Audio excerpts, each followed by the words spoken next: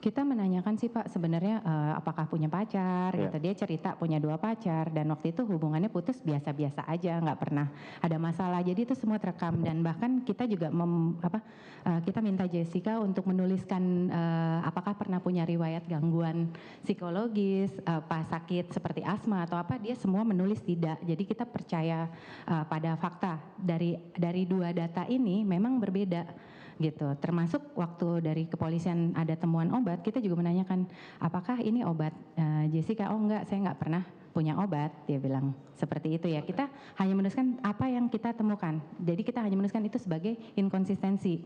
Nah, kenapa kami perlu ke sana untuk membuktikan apakah betul ada penggunaan obat ini? Karena kan kalau di kami di Indonesia yang ditemukan itu obat-obat antidepresan tentunya bukan sesuatu yang bisa didapatkan langsung dibeli misalnya. Dari sekian observasi dan hal-hal yang dipertanyakan ataupun diperoleh oleh ahli ya, ada istilah inkonsistensi tadi.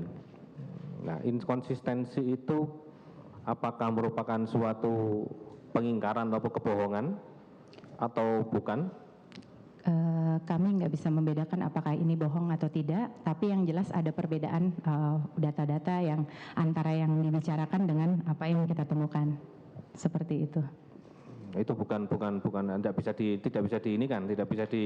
Mungkin kita perlu bertanya pada terperiksa gitu. Kalau ini apakah tadi saat ada inkonsistensi data kan bisa beberapa kemungkinan Pak, ada DD kalau kita bilang differential diagnosis, apakah tadi yang Bapak anggap pengingkaran atau dia lupa atau dia tadi nggak nyaman untuk membicarakan.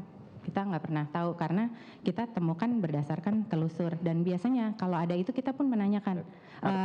Terutama gini Pak, saya mau coba jelaskan dulu sebentar.